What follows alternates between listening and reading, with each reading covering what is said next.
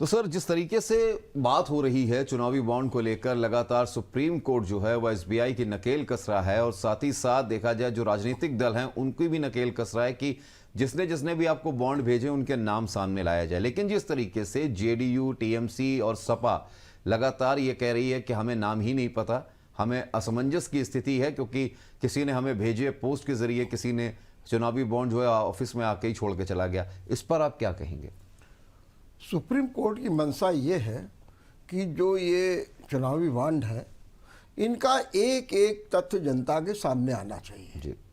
इसीलिए वो लगातार स्टेट बैंक से कह रहा है कि आप सारी जानकारी दे दीजिए। लेकिन हो क्या रहा है, स्टेट बैंक कभी एक जानकारी को रोक लेता, कभी दूसरे की जानकारी, हालांकि वो उसके लिए अपने को दोषी नहीं बताता, वो कहता भाई जो हमारे पास है वो हम आपको दिए दे रहे हैं। तो लगातार स्टेट बैंक कभी यूनिक नंबर नहीं दिए, कभी ये नहीं बताया कि किसको कितने बॉन्ड दिए गए, कहाँ किसने किए। तो उससे सुप्रीम कोर्ट नाराज हो गया और आज सुप्रीम कोर्ट ने एक बार फिर एसबीआई को फटकार लगाने के बाद साफ शब्दों में कहा कि 21 मार्च को शाम 5 बजे तक हर हालत में हर जानकारी उपलब्ध कराई जाए। माने आपसे किसने बॉन्ड खरीदे थे, किसने भुगतान लिया और किस खाते में जमा किए गए, ये सारा ब्यौरा आपको देना पड़ेगा। तो अब एसबीआई के सामने और इतना ही नहीं है, ये भी कह दिया कि इसके साथ ही दूसरे दिन माने 22 तारीख को स्टेट बैंक के चेयरमैन को भी एक हलफनामा देना पड़ेगा जिसमें उसको बताना पड़ेगा कि भाई हमने फला फला पुख्ता जानकर, अगर उसमें कहीं कोई गड़बड़ी आएगी तो फिर चेयरमैन साहब दोषी होंगे।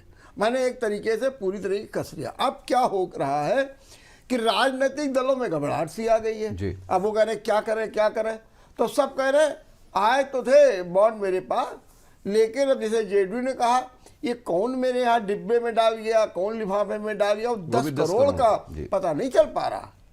और उन्होंने कहा कि आए थे तो हमने देखा कि 10 करोड़ के बॉन्ड थे, हमने स्टेट बैंक में जमा कर दिए। अब किसने दिए ये नहीं मालूम। टीएमसी भी वही कह रही है, टीएमसी कह रही है गुमनाम रूप से किसी ने हमारे यहाँ लिफाफे में डाले।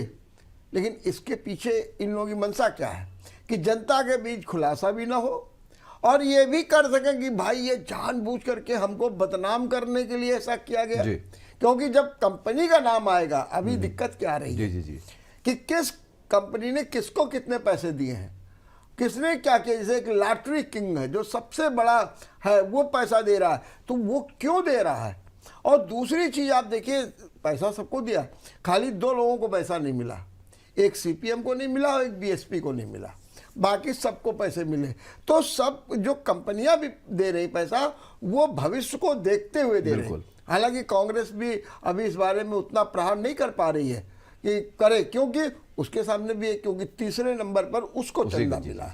ये है सबसे बड़ी बात। और अब एसबीआई के सामने और राजनीतिक दलों के सामने कोई विकल्प नहीं है, या तो उन्हें ये साबित करना पड़ेगा कि कोई हमारे पास लिफाफा बंद डाल गया, साबित करना पड़ेगा, और नहीं तो स्टेट बैंक को भी ये बताना पड़ेगा कि जिस भाई, अब स्टेट बैंक ये तो रिकॉर्ड है ही है कि मान लीजिए आपने एक बॉन्ड खरीदा 5 करोड़ का और वो बॉन्ड आपने जनता दल के व्यक्ति को दे दिया, मान लीजिए गुमनाम रूप में दिया, तो बॉन्ड में तो नाम पड़ा हुआ है कि बॉन्ड अनुराग ने लिया या अनुराग को दिया जाएगा। और जब बॉन्ड को दिया गया और उसने भुगतान लिया, तो भुगतान लेने वाला कौन था, तो जेडीयू भुगतान ले रही है। और दिया किसने, बॉन्ड खरीदा किसने, तो खरीदने वाले का नाम और उसके साथ उसका भुगतान, इससे सारा फिर जो है खुलासा हो जाएगा। तो अब राजनीतिक दल भी चाहे कितना भी कहे मुझे नहीं मालूम है और मैं क्या कर सकता हूं, ये कुछ चलने वाला नहीं है। सुप्रीम कोर्ट के घेरे में भी आ चुके हैं।